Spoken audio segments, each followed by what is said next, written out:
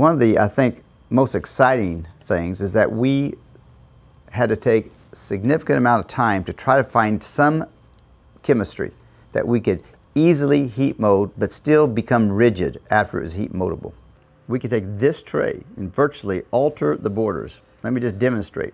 We take a little micro torch and we're going to just heat rather quickly. And as we heat this, you see it's actually getting a little more clear. When we get to a point, we can actually, look how easy, just bend this. So if you want to change this, it's not even really burning my finger.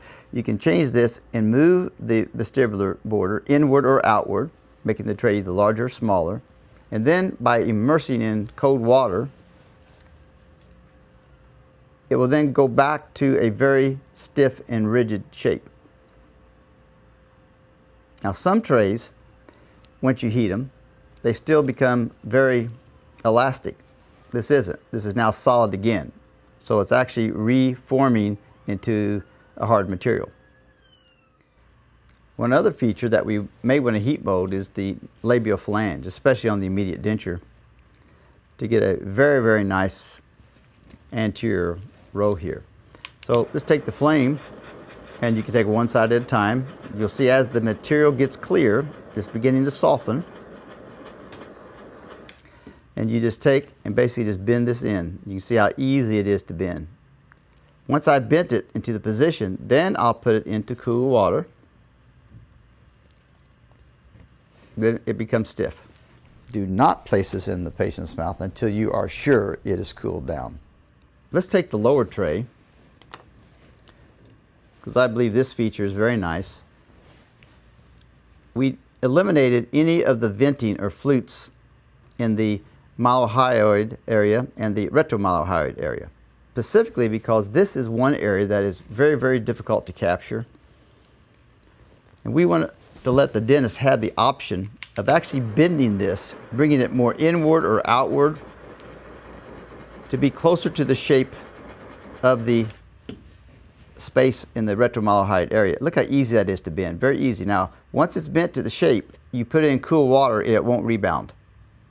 Okay, if I just leave it while it's hot, you'll have a little rebound, but if you just put it in cool water, it goes right back to its actual shape that you've actually compressed it to.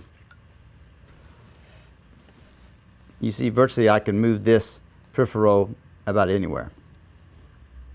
Another feature that we have found, specifically on the lower, is that many times after a patient has lost teeth in the posterior arch, for example, for a partial denture, we have anterior teeth, but we have all edentulous on the posterior area, generally from the cuspid or bicuspid back.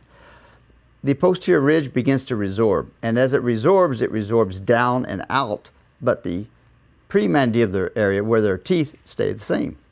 Well, this tray was actually made for teeth. So how about combination teeth and tissue? Very easy. We can now take the center of the tray and begin to heat the anterior segment just like this, and then flipping it over. You'll see the tray getting kind of clear. Doesn't take that much heat. And after we've got it to a heated position, then take and look, bend this outward.